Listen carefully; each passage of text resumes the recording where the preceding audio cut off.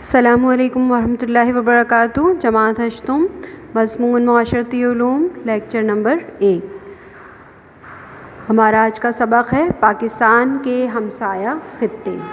اور اس میں جو آج ہمارا عنوان ہے یعنی ٹاپک وہ ہے پاکستان کا محل وقوع اور ہمسایہ ممالک۔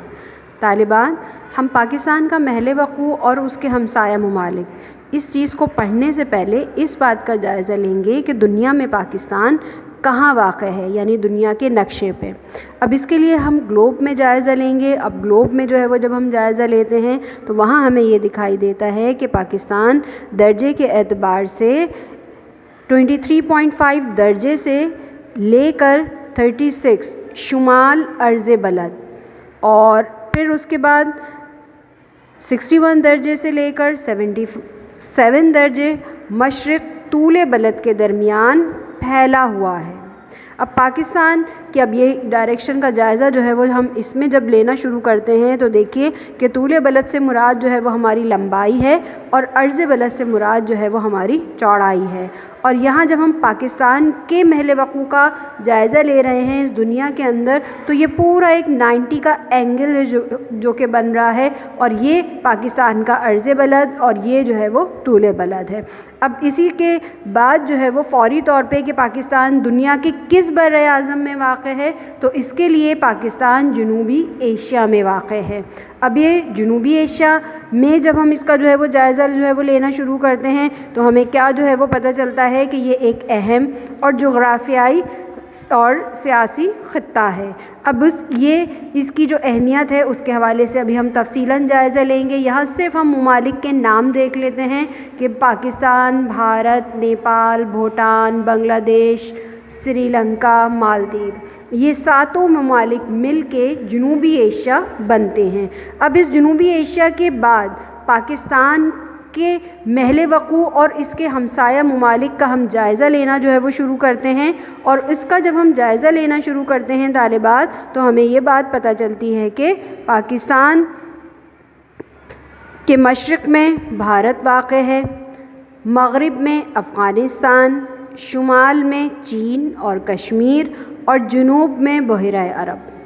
اب یہ اور اسی کے ساتھ ساتھ جو مغرب اور جنوب کا حصہ ہے وہاں ایران واقع ہے۔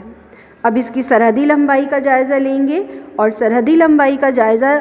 لینے سے پہلے آپ یہ اندازہ لگائیے کہ پاکستان کس طرح چاروں طرف سے، یعنی ایک طرف اس کے سمندر ہے جو کہ تجارتی اعتبار سے بہت زیادہ اہمیت کا حامل ہے، اور 2 اطراف کا جب ہم جائزہ لیں تو ہمیں دکھائی دیتا ہے کہ چین جیسی ایک بڑی طاقت اور بھارت جیسا بڑا ملک جو ہے وہ ہمارے پڑوسی ممالک میں شامل ہے، اور وہیں افغانستان بھی جو ہے وہ موجود ہے جو رقبے کے اعتبار سے پاکستان کی سرحد جس سے سب سے زیادہ ملتی ہے، یعنی 2 صوبہ بلوچستان اور صوبہ KPK، دونوں سے جو ہے وہ یہ افغانستان تک کے راستے موجود ہیں۔ پھر ایران واقع ہے، ایران کے ساتھ بھی ہمارے قدیم تعلقات ہیں، اور یہاں اس بات کا اندازہ اب اس بات سے لگائیے کہ ایران نے پاکستان کو سب سے پہلے اس دنیا میں ایک آزاد ملک کی حیثیت سے تسلیم کیا تھا، اور بحیرہ عرب کے حوالے سے جس طرح بھی میں نے کہا کہ یہ اہم بین الاقوامی سطح پر تجارتی راستہ ہے، اور مختلف ممالک کے لیے جو ہے وہ تجارت کے جو ہے وہ کے راستے فراہم یہاں سے کیے جاتے ہیں۔ اب ان کی سرحدی لمبائی کا جائزہ جو ہے وہ اگر لیا جائے تو سرحدی لمبائی کا جائزہ چین کے ساتھ ہماری سرحد 522 کلومیٹر، اور بھارت کے ساتھ 2912 کلومیٹر، ایران کے ساتھ 470 کلومیٹر،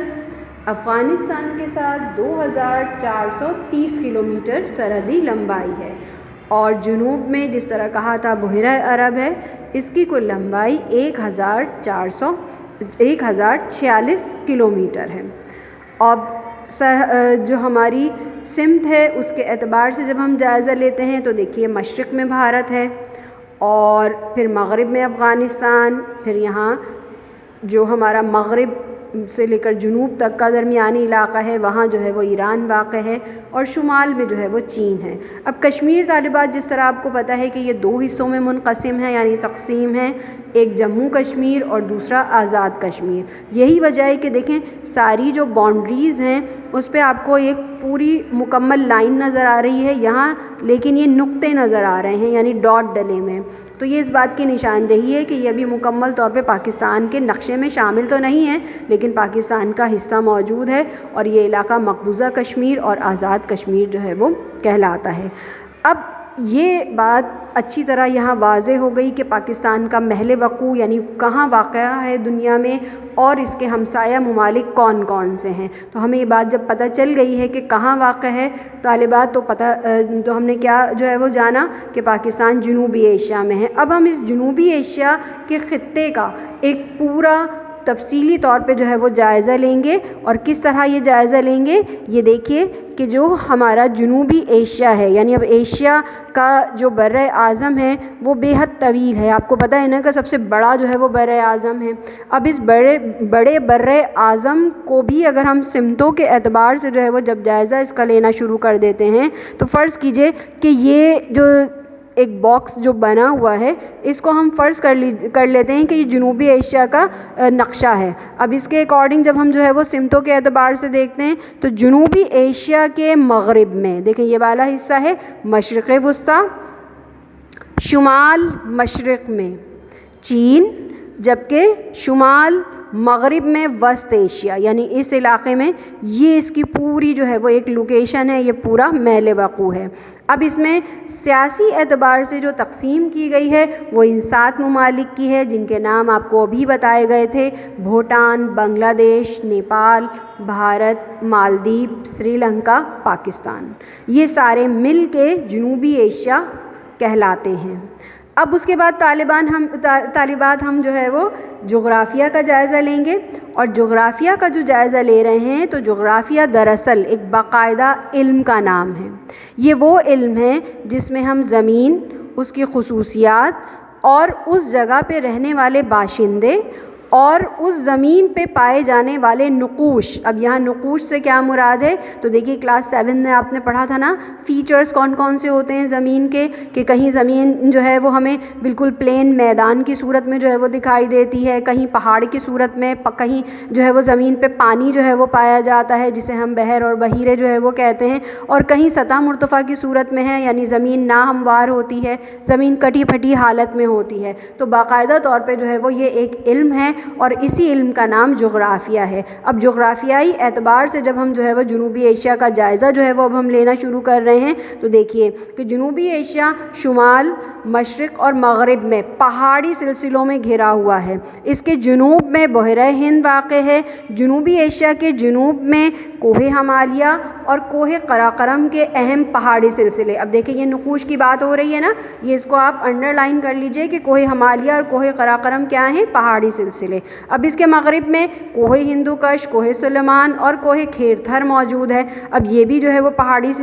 جو ہے وہ سلسلے ہیں۔ اب جنوبی ایشیا کے مغرب میں اراکان اور یوما کے پہاڑی سلسلے ہیں۔ جنوبی ایشیا میں وسیع اور زرخیز میدان ہیں۔ اب طالبات یہاں جب ہم لفظ میدان کا استعمال کر رہے ہیں تو میدان سے مراد ہماری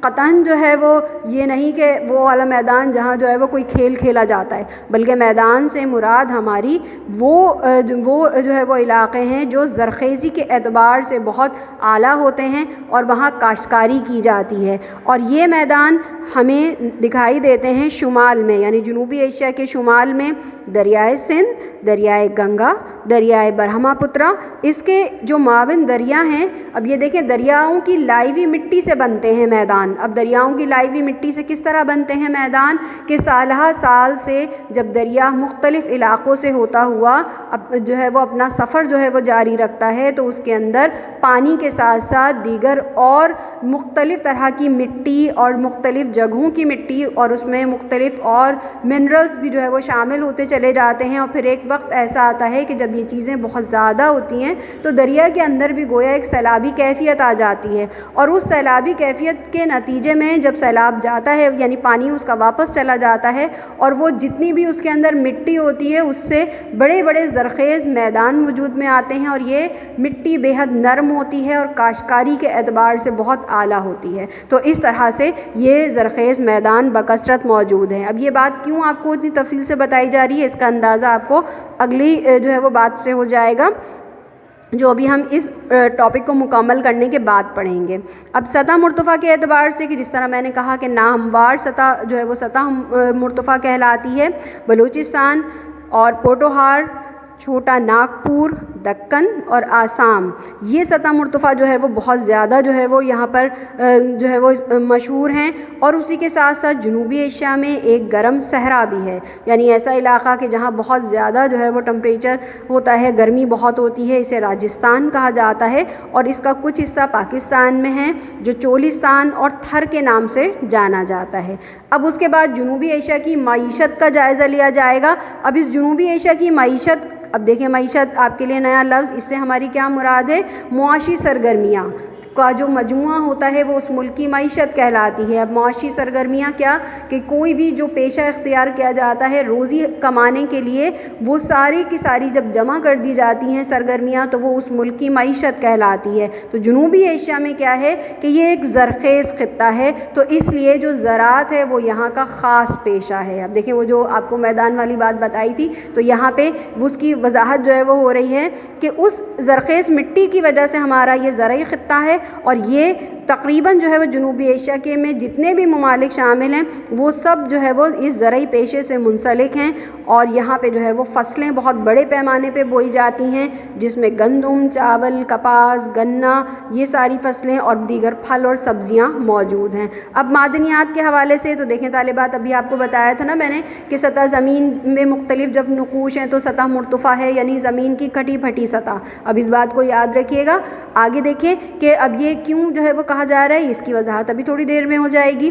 کہ جنوبی ایشیا میں معدنیات بھی بکثرت ہے۔ اب یہ اللہ تعالیٰ کی کتنی بڑی نعمت ہے کہ ایک طرف تو کاشتکاری کے اعتبار سے بہت بڑے زرخیز میدان موجود ہیں، اور دوسری طرف معدنیات کی دولت بھی جو ہے وہ شامل ہے۔ اب معدنیات کو دولت یعنی کیوں جو ہے وہ کہا جا رہا ہے کہ یہ چیزیں زمین سے کھود کے نکالی جاتی ہیں، انسانی جو ہے وہ فائدے کے لیے جو ہے وہ استعمال کی جاتی ہیں۔ تو اب ان معدنیات میں کوئلہ، معدنی تیل، قدرتی گیس، چاندی، سونا، نمک شامل ہے۔ پاکستان میں یہ معدنیات بلوچستان، پوٹوہار کی سطح مرتفع، دیکھیں وہی سطح مرتفع کہ یعنی اللہ تعالیٰ نے اگر وہاں کی جو ہے وہ سطح زمین ایسی رکھی ہے کہ وہ کاشتکاری کے اعتبار سے موزوں نہیں ہے، تو اس کے اندر معدنیات کی دولت رکھی ہے۔ اور پھر اس کے بعد بھارت کا جب جائزہ لیتے ہیں تو وہاں احمد آباد، ناگپور، کرناٹک، بنگال اور بہار، یہ وہ علاقے ہیں جو معدنیات کے حوالے سے مشہور ہیں۔ دیگر جو ممالک ہیں جنوبی ایشیا کے یعنی مالدیپ، سری لنکا، بنگلہ دیش، بھوٹان، نیپال، یہاں معدنیات کی جو ہے وہ کمی ہے اور صنعت میں بھی جو ہے وہ کمی پائی جاتی ہے۔ پھر اس کے بعد جب ہم جو ہے وہ تعلقات کا یعنی اب ان 7 ممالک کے ساتھ جب ہم پاکستان کے تعلقات کا جائزہ لیتے ہیں تو دیکھیں آپ کو یہیں پہ نظر آ رہا ہے کہ سب میں رقبے کے اعتبار سے بھارت اور پاکستان یہ دونوں بڑے ممالک ہیں اور دونوں اہم ملک ہیں۔ اب ان کے تعلقات میں اتار چڑھاؤ ہوا ہے، یعنی کبھی تعلقات اچھے بھی ہو گئے اور کبھی اچھے نہیں رہے، اور اس کا جو اندازہ ہے وہ اب اس بات سے لگائیے کہ دونوں ممالک کے درمیان کئی جنگیں بھی ہو چکی ہیں، اور اس کی جو وجہ ہے وہ مسئلہ کشمیر ہے۔ اب گفت و شنید کے ذریعے سے یعنی بات چیت کے ذریعے سے اس مسئلے کو حل کرنے کی کوشش کی جا رہی ہے، لیکن تاحال اس میں کوئی کامیابی نہیں، جس کی وجہ سے دونوں ممالک کے درمیان جو ریل اور بس سروس یعنی زمینی راستے موجود ہیں تو وہ بھی تعطل کا شکار ہو جاتی ہے، یعنی کبھی جو ہے وہ یہ راستے کھل جاتے ہیں اور کبھی جو ہے وہ بند ہو جاتے ہیں۔ جبکہ جو دیگر جتنے بھی ممالک ہیں ان کے ساتھ پاکستان کے نہ صرف اچھے تعلقات ہیں بلکہ صنعت اور تجارت کو فروغ دینے کے لیے کئی معاہدے بھی کیے گئے ہیں۔ طالبات، یہاں پہ آج ہمارا جو لیکچر نمبر 1 ہے وہ اپنے اختتام کو پہنچتا ہے۔ اب انشاءاللہ جو ہماری اگلی کلاس ہوگی یہی ہمارا چیپٹر ہوگا، اور آپ جو ہے وہ اس اگلا جو ہے وہ ٹاپک پڑھیں گی۔ اور یہ بات یہاں پہ جو ہے وہ ذہن میں رکھیے کہ جو اس سبق کے سوالات ہیں وہ PDF کے ذریعے آپ کو ارسال کیے جائیں گے۔ آپ ہر سوال کو اچھی طرح سے تحریر کیجیے گا، لیکچر دھیان سے سنیے، ورک شیٹ آپ کو جو دی جائیں گی تو وہ آپ نے خود سے اس کو جو ہے وہ فل کرنا ہوگا، اور اس کے لیے ضروری ہے کہ آپ نے لیکچر صحیح سے سنا ہو، سمجھا ہو، اور اسی کے ساتھ ساتھ جو آپ کی کتاب میں سبق ہے اس کی ریڈنگ بھی بہت اچھی طرح کیجیے گا۔ جہاں کہیں کوئی لفظ سمجھ میں نہیں آتا، لیکچر میں کوئی بات سمجھ میں نہیں آتی، تو طالبات کاپی پینسل لے کر بیٹھیے، وہاں وہ تحریر کر لیں۔ انشاءاللہ جب ہم دوبارہ جو ہے وہ ملیں گے، یعنی ہمارا اسکول کھلے گا اور ہم ایک ہی کلاس میں ہوں گے، تو پھر جو آپ کی معلمات ہیں ان سے آپ وہ چیزیں ڈسکس کر سکتی ہیں، اور اس کی وضاحت کی وجہ سے جو ہے وہ آپ کو وہ ساری باتیں بہت اچھی طرح سے جو ہے وہ کلیئر ہو جائیں گی، اور یوں آپ کا جو کام ہے وہ زیادہ اچھا ہو جائے گا۔ ٹھیک ہے، تو یہاں ہماری بات مکمل ہوتی ہے۔ السلام علیکم ورحمۃ اللہ وبرکاتہ۔